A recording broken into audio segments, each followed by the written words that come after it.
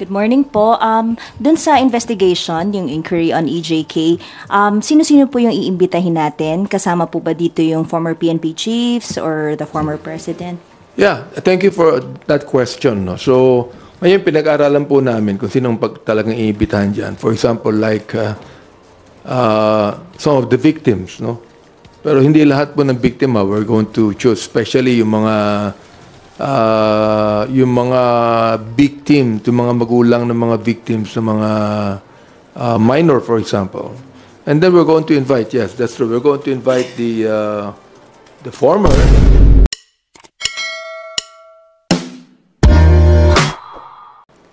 Chairman, Abante. Okay. Magandang umaga po sa ating mga kaibigan mula sa media at sa ating kasama ngayon, si Representative Zia Alonto.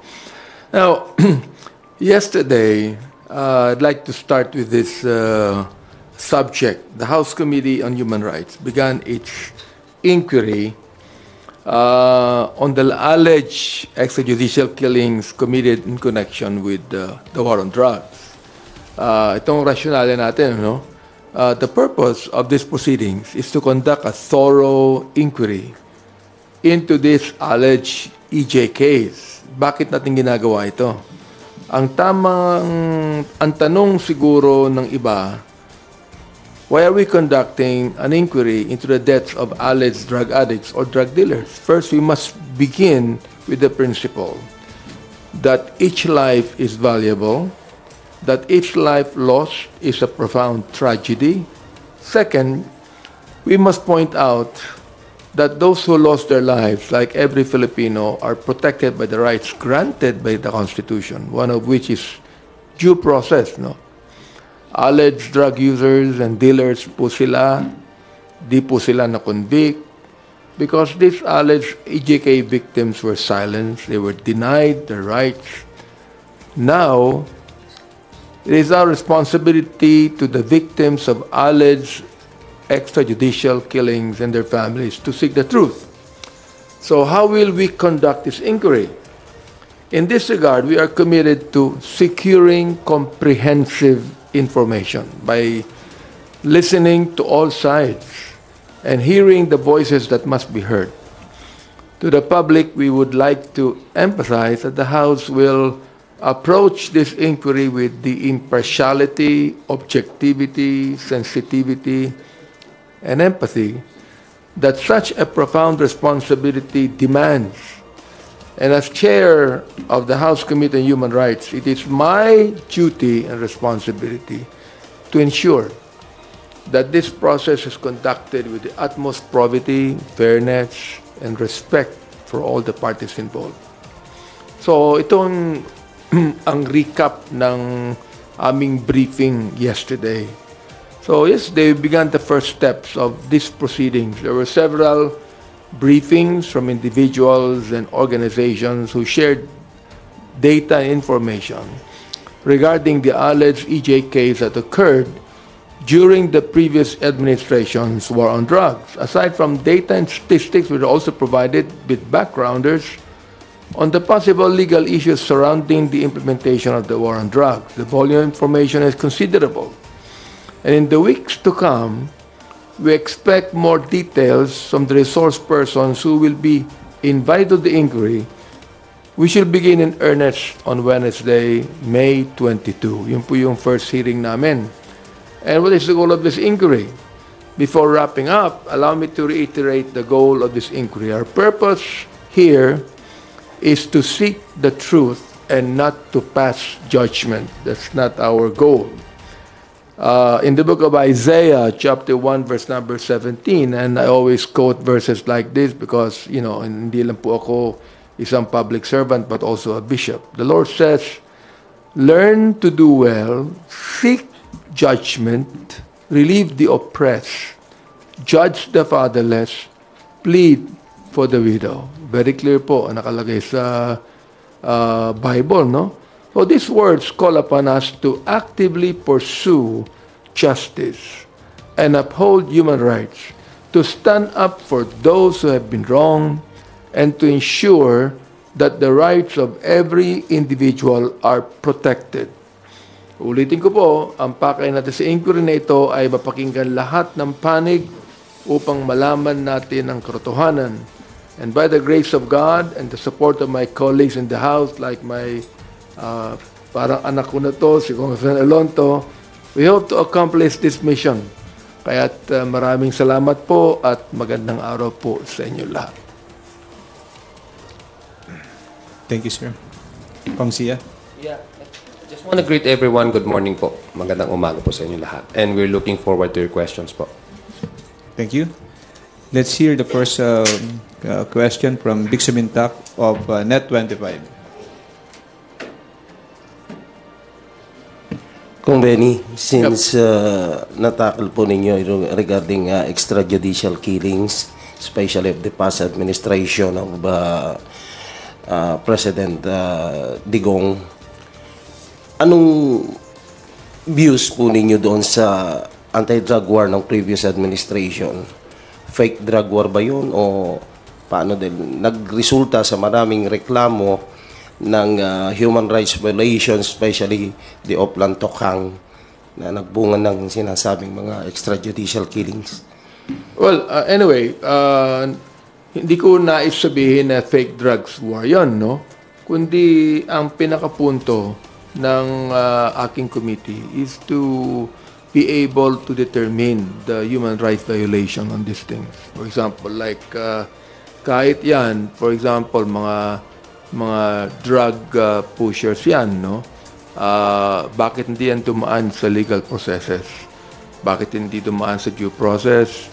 Bakit biglang pinatayan, whatever it might be, sapagkat marami na tayong mga magulang that are actually complaining on this. So, ang talagang pinaka-issue dito ganito, ito man ay sinasabi ng ibang tao na fake drug war to o tunay na ito, pero we'd like to find out, bakit maraming mga napatay? Bakit parang walang due process dito? Yan ang hinahanap namin sa Committee on Human Rights. Sir, just a quick... Okay, sige. Dadagdag ko lang po, bilang isa po sa mga vice chairs po ni Manong Benny, our chairman of the Committee on Human Rights, it's not actually the intention of the committee to prove whether the drug campaign in the previous administration was bogus or not. The contention, as explained very well by Manong Benny, the contention and the objective of the committee really is to find out whether in this country we still practice due process. Kung malakas pa po ba talaga ang ating prosesong legal pagdating dun sa mga issues na concerning, in this particular case, yung mga drug-related incidents, and that would also trickle down to the concern of whether these legal processes being exercised in the previous administration would also fall under the context of preserving human rights. So parang ganun po yung direction ng the committee po ni Manong Benny, the chairman of the Committee on Human Rights. Just a quick follow-up. So what is your take regarding the actions or order of the President to create a special Committee on Human Rights Coordination to carry out the Administrative Order Number 22, which aims to enhance the mechanism for the promotion and protection of human rights in our country? Well, bilang chairman of the Human Rights, I commend the President for creating such super body, no? Siguro marahil ang gusto ko lang sabihin na sa ating mga mamamayan, hopefully that this super body to check on human rights will be more independent, no? Rather than maging ito'y bias in a way. So, we're also suggesting to the President kung meron tayong mga legal luminaries, perhaps members of the judicial branch of government to be included among those that will compose the human rights super body. Para naman po sa akin, no, I think any effort that would improve the quality of the efforts of our government to preserve human rights of each individual citizen, to me, is a welcome development. No? Pangalawa, ito ay recognition ng ating Pangulo na siya ay binibigyan niya ng primacy, yung karapatan ng bawat tao. So, bawat Pilipino. So, I think it's a positive development, if you ask me, para po, in any case, kung saan man ang issue mapunta doon sa human rights, there will be coordinating body. Apart from having a commission on human rights, which is an independent body, then I don't see any reason why we should also support a creation from the other branch of government to probably, build more strong policies that would really strengthen and promote and uphold human rights in this country. Balikan ko lang po yung kaninang tanong, kung magpapatuloy po, and I think Chairman Benny Abante would like to really get into, comprehensively understand the cases involving the EJK in the previous administration. The committee, should it decides to conduct an inquiry, it would be in aid of legislation. Meaning, kung ano po yung mga lapses dun sa batas, sa mga polisiya po natin, para po ma-improve at ma-guarantee po na in the coming years, legal processes will be upheld and protection of human rights would also be promoted and preserved. So in aid of legislation, trying to find out kung ano sa pang lapses and what can the committee recommend in order to strengthen these legal processes.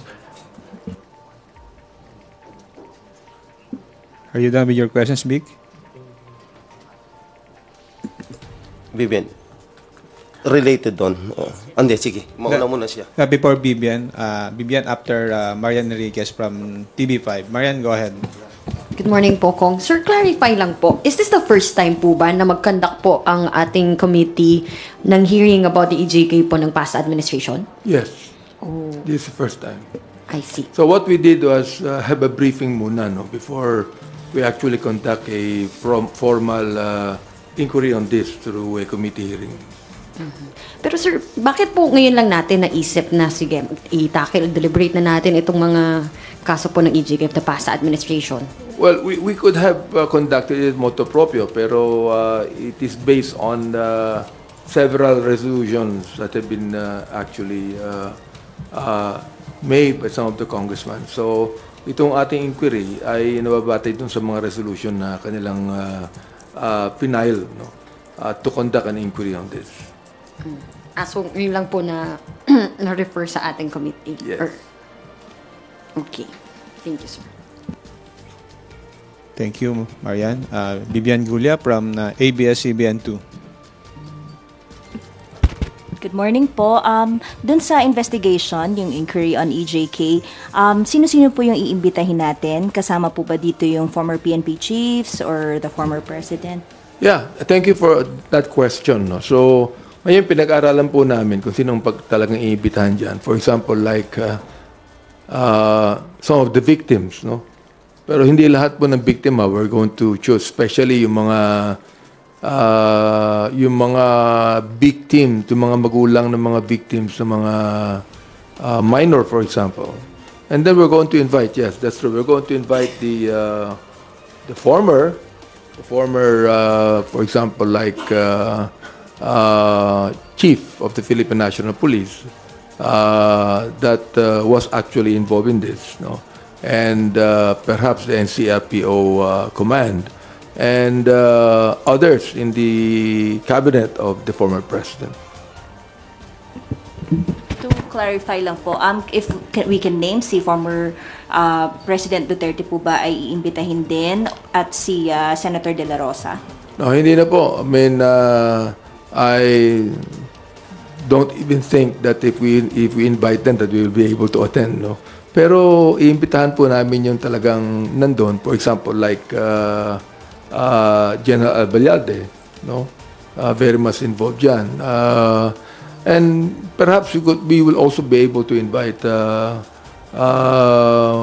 former DOJ Secretary, Minado Guevara, to shed light on some of these things.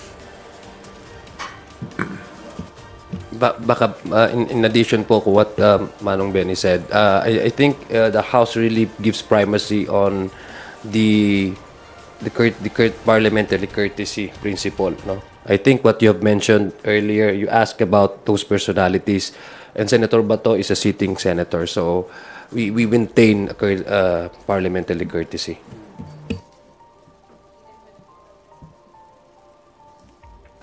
Yeah, I think tama yung sinabi ni Congressman Alonto. No? We would like to maintain that courtesy, no, with the sitting senator and also with the former president. So, palagay ko, tama na yung imbitahan namin yung talagang very much involved in this. I think they can shed light to some of the inquiries we're going to have. Thank you. Clay Padilla from PTV4. Actually, nasagot po. Pero, sir, sundan ko lang yung tanong ni Marian, since nga natapos na, what message do we want to provide or give to the public na kahit ba natapos na, parang the House is still willing to investigate and get the truth? See, napakaraming tanong pa ang ating mga kababayan. No? And until such time that our people are actually questioning on these human rights issues, we cannot just be quiet about it. We must do our job in really determining, no, ang mga accusations tungkol dito. Particularly hanggang ngayon nasa media pa rin yung investigation ukol sa ICC, yung pa rin ang talagang binabanggit ng ating mga National Union of Lawyers, for example. So, hindi matatapos ito until such time that I believe that even Congress would be able to investigate on this in aid of legislation. Perhaps we could be able to find a common goal in which we could be able to put up a bill that will actually check on the abuses, no, alleged abuses and illegal arrest, for example, or yung mga bagay na nangyayari dito sa ating bansa as far as human rights violations are concerned. In addition po to what Chairman Manong Benny said, actually the aim of the objective of the committee is not to prove culpability, no. It's actually to improve existing policies and laws.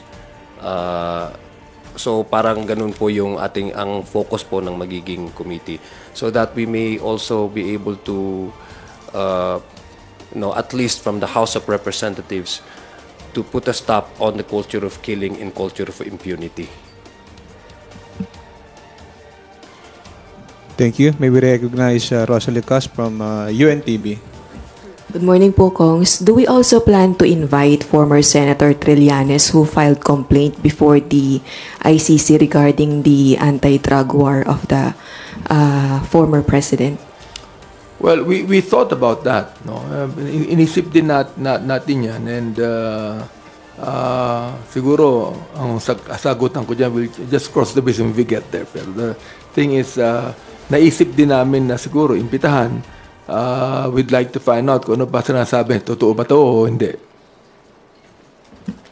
If we asked you, sir, about po dun sa yung pong usap-usapan kung dapat bang bumalik ang Pilipinas sa ICC o hindi, as the chair of the Committee on Human Rights, kayo po ba pabor na bumalik ang Pilipinas? Well, I would like to support the President's intention na di bumalik ang ICC sa Pilipinas o ang Pilipinas bumalik sa ICC. Pero palagay ko naman na we should also listen to the others that would like the ICC to investigate, no? Ang tanong ko nga kay dating Secretary Menando Guevara when we were discussing about that in a committee hearing, naniniwala siya na walang katotohanan ang accusation ng ICC. So kung walang katotohanan, well, why not invite them to come so we could be able to prove them wrong? Di ba? Yung mga bagay na ganyan. Because the thing is, sa akin, the international community would even believe the ICC accusations more than what the Philippines would be saying. So, in order to put a stop to this, so, tinan natin maigi. Baka, the thing is, maaaring whatever accusation the ICC has can be proven wrong. Pero sir, ito, susimulan pa lang naman po yung investigation ng Committee on Human Rights. Pero if ever mag-reach out ang ICC sa magiging findings po ng inyong committee regarding dito sa extrajudicial killings, are you willing to share it with the ICC? Well, pag-uusapan muna namin ng mga members ng committee yan because I will not only be the one to decide on that, but the rest of the committee members. So we'll talk about that more later on. Thank you.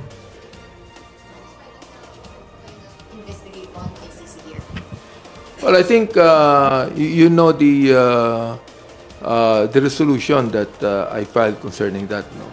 So ako, kasi naging problem na ito eh. Always a naging problem to us. So why put a stop to it?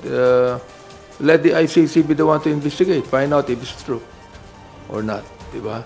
Because a lot of accusations have been said, and we would like to stop the accusations once and for all. Thank you. May we hear from Red Mendoza of Manila Times. Hi po, good morning po Kong Benny and Kong Zia. Of course, you're saying nga po na you're going to investigate nga po yung EJ case. Pero the public opinion po is yung mga, lalo na sa mga biktima ng mga drug addicts, mga biktima ng mga drug cases, of course, they're saying na parang justified yung pagpatay sa mga drug addicts. Tapos yung nga po, yung sinasabi nga po na parang nagkukulang na raw po ng police presence na raw po sa mga lugar. So, how can you balance this out doon sa mga sinasabing, quote-unquote, napatay daw ng mga drug addict itong investigation sa EJK. So ano po magiging nito? Kasi the public perception pa rin ng public is the drug war was justified kasi marami pong pinapatay ang mga drug addicts and drug pushers. Well, gusto ko lang emphasize na we are of a country of laws and not of men. When you say justified, it could be subjective. It could be justified to one group, but it could be controversial to another. But ultimately, we have to really lay down the foundation of promoting legal processes, strengthening legal processes, especially if it involves questions on human rights violation. So, sabi ko nga po, the committee will never, I think it's not the committee's intention really, objective with due respect to Manong Benny, because this is going to be part of the discussion of the committee so that we can decide how to go forward. But it is not the intention of the committee to prove culpability because we are not a regular court. What we're trying to find out really is if there were violations in the law. Kasi may legal proseso po yan. Meron pong tayong korte, merong mga piskalya, meron pong we all know this, how the legal processes and the justice system really works. And kung may ganong rampant of killings in the streets as we have witnessed, of course we would like to ask, asan ba naglapse ang batas? How does our law enforcement agency exercise yung kanilang trabaho na nasa manual naman nila yan, kung paano mo huhulihin yung isang suspect. In fact, kung meron kang huling isang suspect, you are obligated to read him or her the Miranda doctrine, di ba? You're parang ganon. So, it's about strengthening, improving existing policies. What went wrong? Saan dito? Because there are there are also complaints from the other side. So, to give you a shorter answer, it's not for us to decide kung alin ang justified at alin ang kasi we are a country of laws and not of men. Benny? As I've said, no, kanina, that the only purpose of the Committee on Human Rights is to be able to really find out the human rights violation on this, particularly because ang inaakusahan dito yung mga pulis natin eh. Di ba? Hindi naman ng mga ibang tao lang. So, ginawa ba ng ating kapulisan ang dapat nilang gawin under the law tungkol sa mga bagay na ito, no?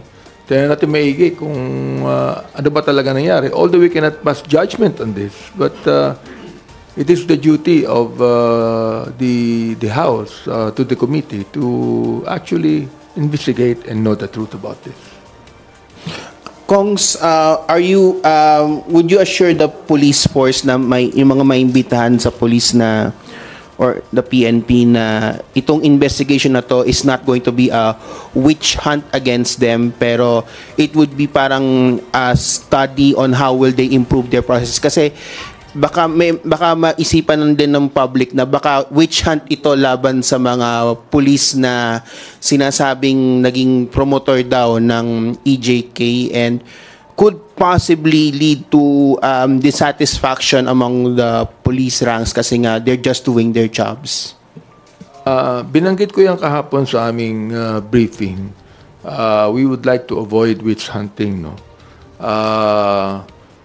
Even those that have actually revealed yung mga naging biktima, we ask them to provide the data and proper documents. Alright, para maiwasan natin na nag-accuse tayo na walang batayan. Alright, that is what actually we're after.